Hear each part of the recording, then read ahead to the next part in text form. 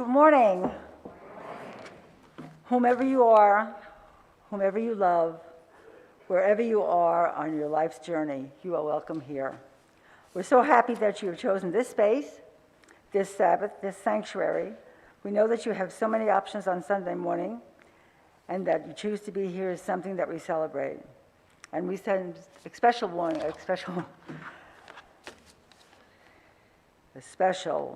warm welcome to our visitors. Can everybody now turn and greet each other with elbows?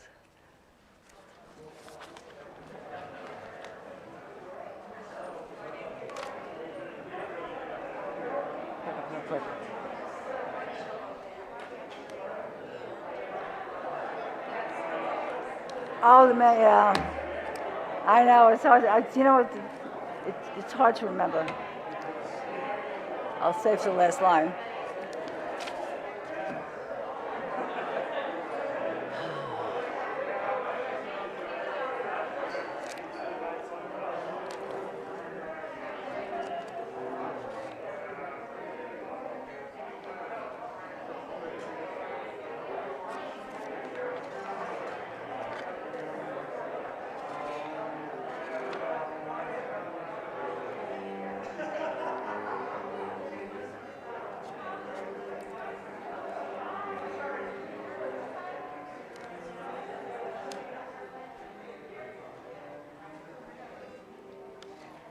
Thank you. It's good to be together. And now Danny has some announcements for us. I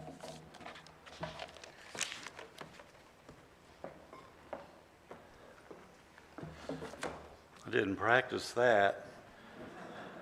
Don't you love these masks that make us all look like Yoda?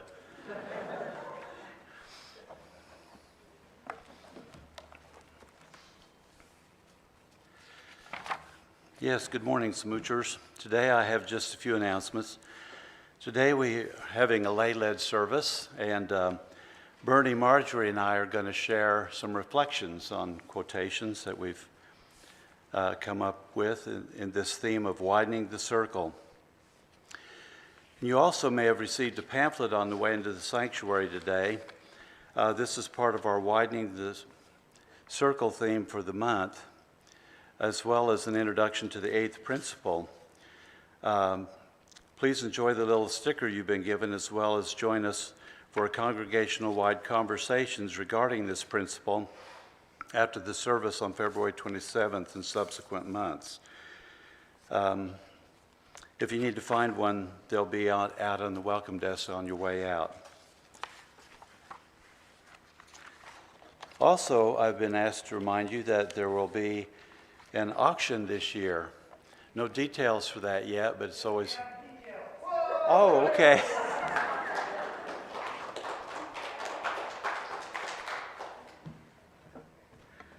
Good morning. Some of you have asked, will there be an auction this year? And the answer is yes. The last auction we held was completely online, and this time will be online too. The online auction will open at noon on Friday, April 1st, and will close the following Friday, April 8th, also at noon. We haven't chosen a theme yet, but something tells me that April Fools may come into play. Our last online auction was actually quite successful and basically limited to silent auction or yard sale items. This year, there will be a couple of enhancements. In addition to having silent auction and yard sale items for auction, we're going to introduce small, safe social gatherings like home dinners, game nights, or outdoor activities. Those of you familiar with the auction in the past, these were our poster parties.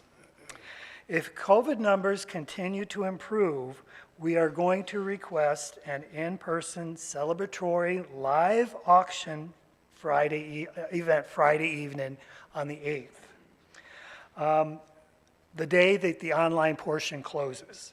Keep your fingers crossed and your masks on, and keep the date open. We should know by early March if the in-person event will happen. So here's what you can do. Keep an eye on the all-church emails and in the Facebook SMUUCh community group for more information. Scour your basement and attic for things you might donate to the silent auction. And if you're comfortable, think of a small gathering you might host sometime in the coming year. Keep Friday evening, April 8th, open for a possible in-person live auction celebration right here if the powers that be approve. Thanks.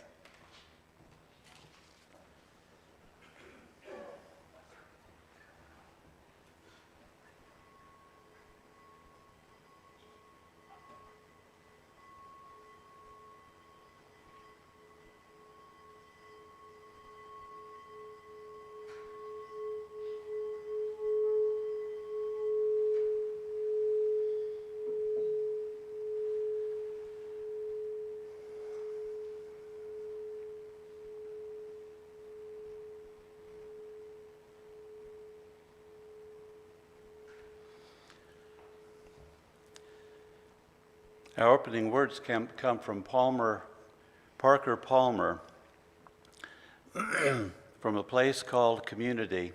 It's actually a pamphlet put out by Pendle Hill when he was a teacher there in Pennsylvania for Quakers. And Parker Palmer went to Carleton College, spent a year at Union Theological Seminary, got a PhD in sociology from UC Berkeley. He's a Quaker, an author, and I think probably a friend of UU's because he's quoted so many times in the Soul Matters materials. I love reading what he has to say. It's always wise and helpful, particularly about communities. And this call to worship is also my quotation for my reflection today. In a true community, we will not choose our companions, for our choices are so often limited by self-serving motives. Instead, our companions will be given to us by grace. Often they will be persons who will upset our settled view of self and world. In fact, we might define true community as a place where the person you least want to live with always lives. And I'll tell you more in just a minute about who that person was for me. Come, let us worship. Please rise as you're willing and able for hymn number 155. Come, come, whoever you are, and we're going to sing it as a round. We will sing it once through together and then twice as a round. 188. 188.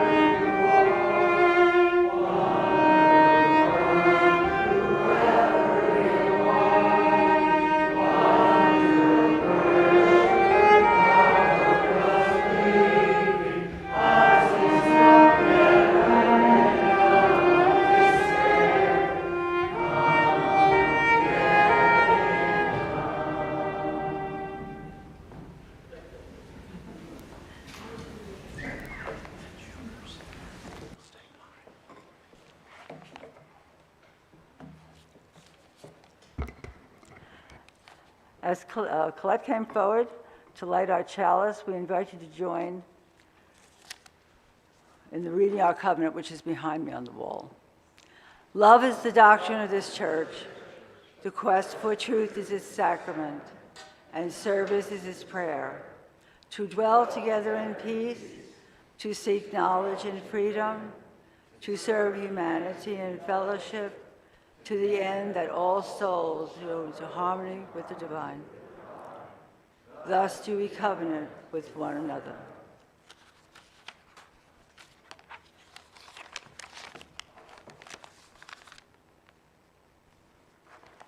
Dan, you go for protection?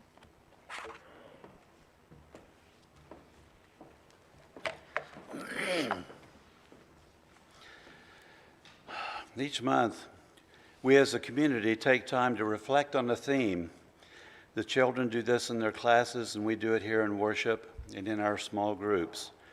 This month, the theme is Widening the Circle.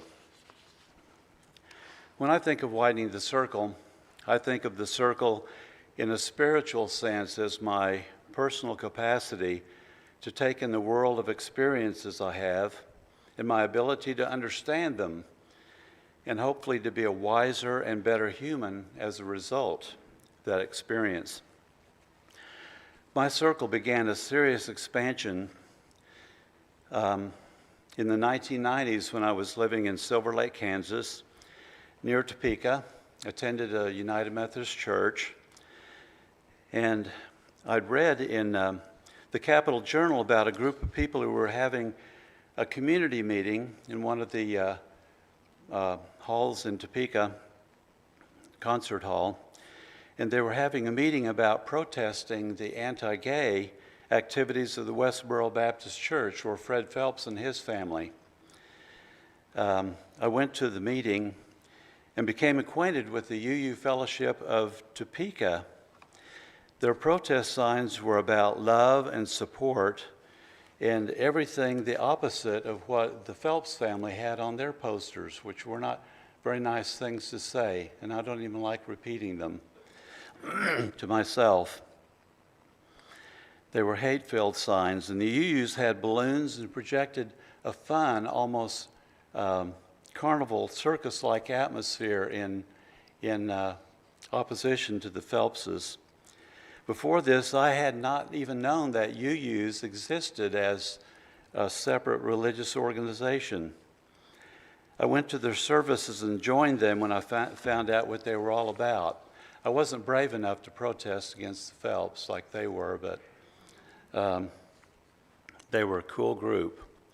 I found a community church, a church community with Unitarian Universalists who recognize the inherent worth and dignity of all people, and who, with loving kindness, as individuals and small group members, help those people to pursue their own questions of ultimate reality. And they build community and seek justice for all people. I'm eternally grateful that UUs exist, and for this community in particular. I moved here because of work in 2002, and we had the internet back then, believe it or not, I think. It was one of the first times I used it to look up UUs in Kansas City. Two groups showed up, and this one was closer. So I found this group 20 years ago, this year, when I moved here from Topeka, and I hope it stays here for decades to come. And my person that I have to thank for all of this is Fred Phelps. I think because well, I guess that's all I need to say. I was going to say, oh, I know, there's one more thing. The youth group of that church in Topeka invited Fred Phelps to come and talk. The very people that were protesting him, they invited him to come and talk. And I contacted Lisa Swartz, who is a member of that church and later became their minister. Contacted her last week by email, and I think she's interim minister now. But I asked her, I said, do you think that those kids actually changed Fred Phelps' mind because he was later kicked out of his own church or asked to leave, or he left on his own accord. And her answer was, "We can always hope so."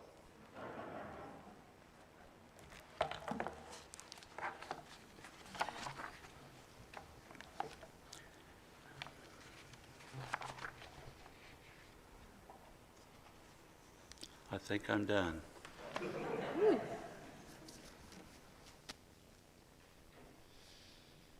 I guess that's my cue. Okay, we're going to play the circle game by Joni Mitchell. We have any Joni Mitchell fans out here? Okay, good, okay. So we've got, the words are going to be up here for the chorus. I'm doing the verse, and I want everybody to join in on the chorus. And there's a lot of verses and a lot of choruses, so by the end of the song, you should know it pretty well. And I heard some really good, long, strong lungs out here, so really want to belt it out.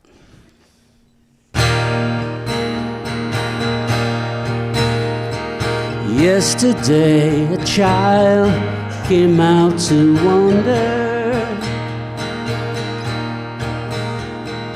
caught a dragonfly inside a jar. Fearful when the sky was full as thunder, and tearful at the falling of a star. In the seasons they go round and round, and the painted ponies go up and down. We're captive on a carousel of time. We can't return, we can only look behind from where we came, and go round and round and round at the circle game. Then the child moved 10 times round the season, skated over 10 clear frozen streams. Words like "when you're older" must appease him, and promises of someday make his dreams. And the seasons, they go round and round, and the painted pony go up and down. We're captive on a carousel of time. We can't return, we can only look behind from where we came, and go round and round and round in the circle game.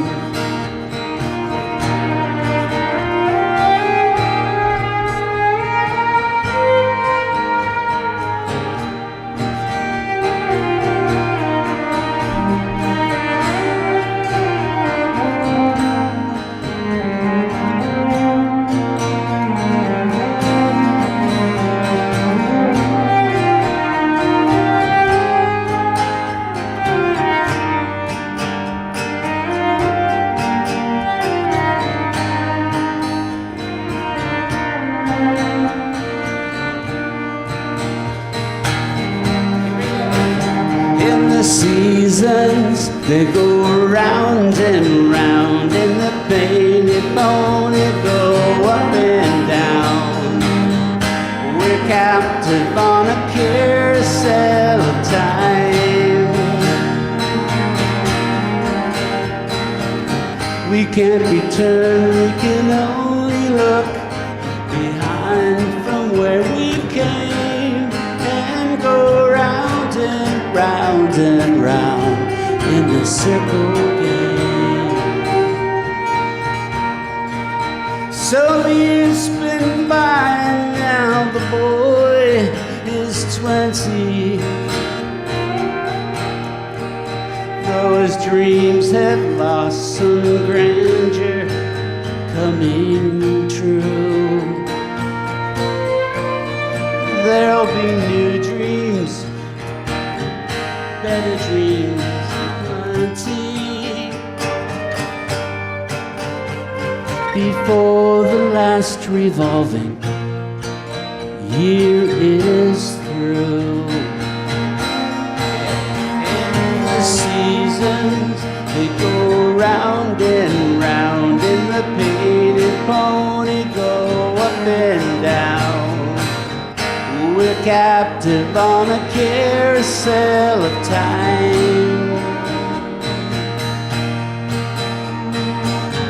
We can't return, we can only look behind from where we came, and go round and round and round in the circle game. That last part. And go round and round and round in the circle game.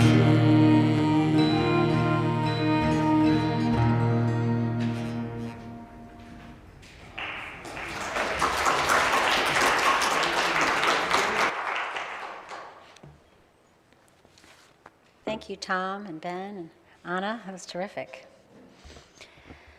So this is the time in our service when we draw to heart and mind those in our midst who are suffering and those who feel the sweet relief of their burdens easing. We give our love to those untangling themselves from relationships that no longer serve them. We grieve for the loss of energy and time that chronic illness takes on the body and the mind, and our hearts go out to all who are struggling to make ends meet, especially at this time of year. We extend our gratitude to people who make caring for children and older adults their primary practice, and we join in wonder with all people who are bravely facing their final days. And as always, we rejoice over the exquisite beauty in this world, as small or life-changing as each piece of beauty may be. And now I invite you to come forward and briefly share in 2 or 3 sentences a rare joy or profound sorrow, and light a candle.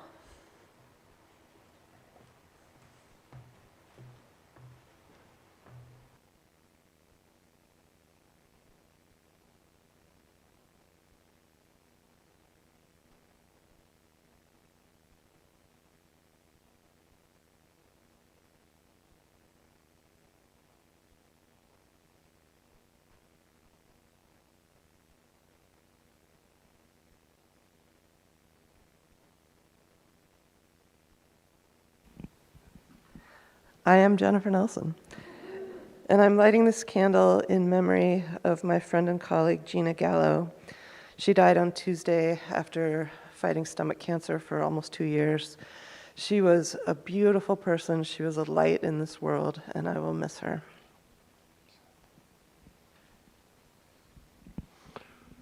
I am Richard Pease, and on Tuesday, which is 2/22/2022, Heidi will be opening an online gallery called California Dream. Have a look.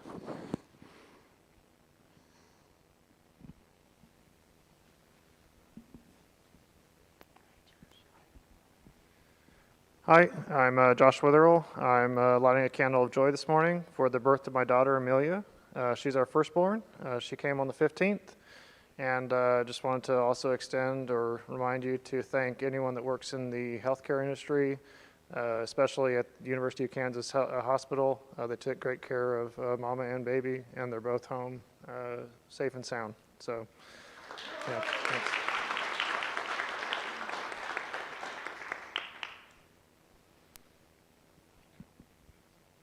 Congratulations.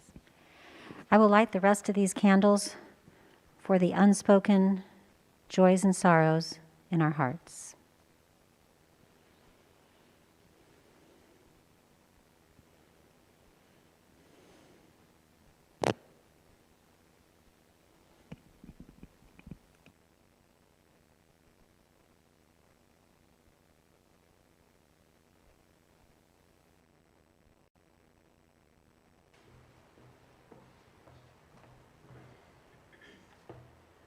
So this is the time of the service where we pause in silence together.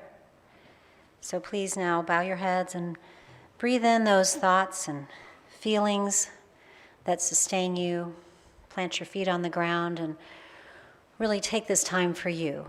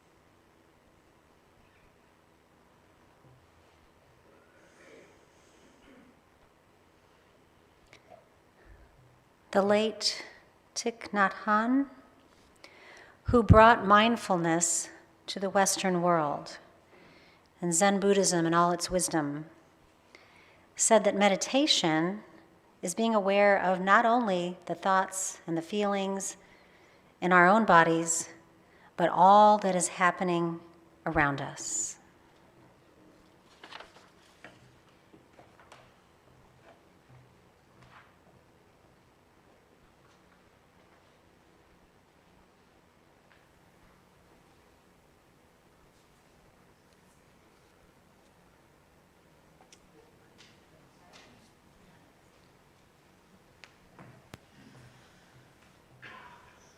So let us now join in the meditative hymn number 16 in our hymnals. Yes? 16. The words should be, "'Tis a gift to be simple." Are we, if our musicians are prepared for this, if not, we are moving on.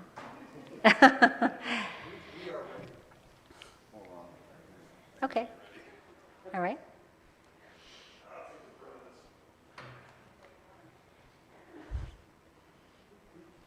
Bernie, do you want to start us off here? While we're waiting, that's no problem. Since I actually get to introduce a Greek tragedy with this very hymn. 'Tis a gift to be simple, 'tis a gift. Join in, please. 'Tis a gift. Where we ought to be, and when we find ourselves in a place just right, we'll be in a valley of love and light. When true simplicity is aid, to bow and then we shall be ashamed. To turn, we'll be our delight, till by turning, we come round bright.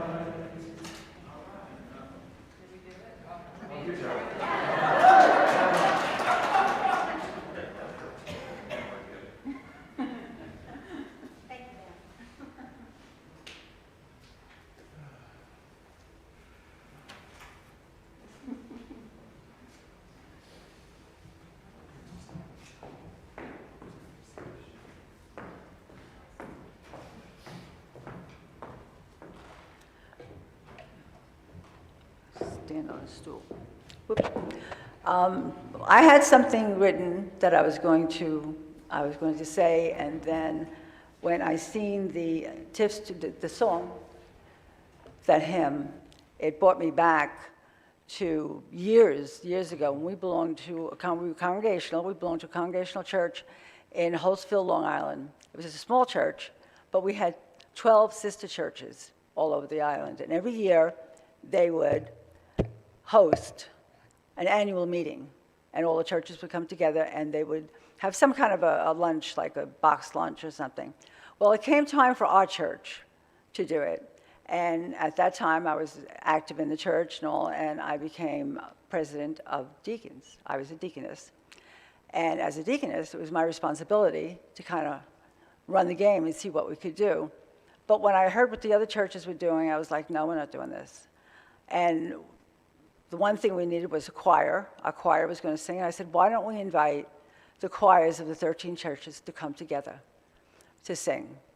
And we will have a dinner, because we were fortunate enough to have a separate fellowship hall on the property. And it wasn't huge, but it was adequate enough, and it had a kitchen. So I said, we're not doing box lunches. I said, we're going to bring these people in, we're going to have a dinner. So Italian food was easy to do, so I made an Italian buffet. I gathered the other deacons in. I got women of the church to help me and to build the enthusiasm, because we had to build enthusiasm, because the first thing for the minister was, no, we can't do that. I'm saying, oh, yes, we can. So I had my husband, Bill, drove me all over Long Island, and Suffolk County to get these churches on board. And we did get them on board, and we all got together, and we had 13 choirs come together, not the whole choir, but representatives, the music directors come, and Gifts to Be Simple was one of the hymns. So when I hear that hymn, it just brings me back to a wonderful time in my life. Because you all know I love church work. I love my church. Wherever I am, I try to do what I can do to help. But it was very successful, and they thought we couldn't do it. So we kind of set the standard, and the other churches were kind of like a little intimidated. So when it was time for next year for somebody else to do it, they asked me to come and do with my deacons and help them along. So that was my widening the circle. I just widened it on Long Island, and it was absolutely wonderful, and the minister was so pleased. So it was good, and blessed be that I was able to do that.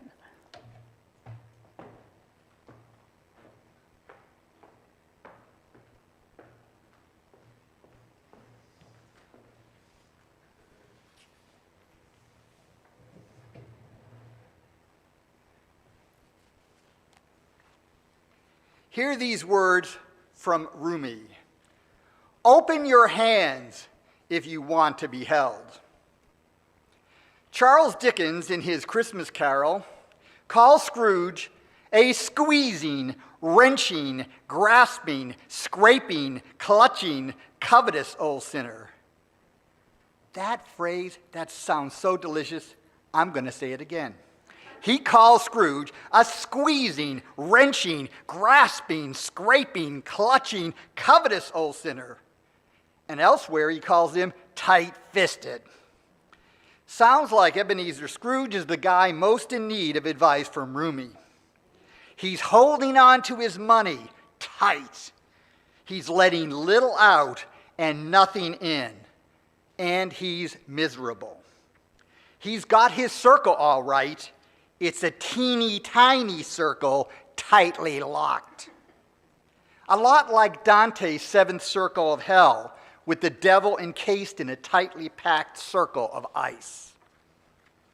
We can and do take comfort that we're not that guy. Ain't no Scrooges here. But I'm not sure that Scrooge is the only audience for Rumi's words, or even its intended audience. Rumi was more likely talking to those who would hold tight to some dogma or belief, believing that such holding on made them strong and kept them safe and made them right. Too often, dogma and belief cut us off from life, like a castle wall surrounded by a moat, providing the illusion of protection or completeness, while really only offering isolation and separation. And just because UUism has no official dogma that it holds its members to, doesn't mean that each of us doesn't have some dogma we hold to, maybe a little too tightly. Scrooge thought he could escape the pain and suffering of living by making himself in the image of a man apart, holding on to money as a sign of success and as a protection from the world. All he made with his tight-fisted ways was a prison for himself. Only when he loosens up and opens his hands does he re-enter the world and sense its wonder. Only then does he put himself in a position where others can hold him and want to do so. There's a lesson here. Let's all loosen up. Let's all let go. Let's open our hands, open our hearts, open our eyes, and thereby widen our circle and become part of the greater circle, because we all want to be held.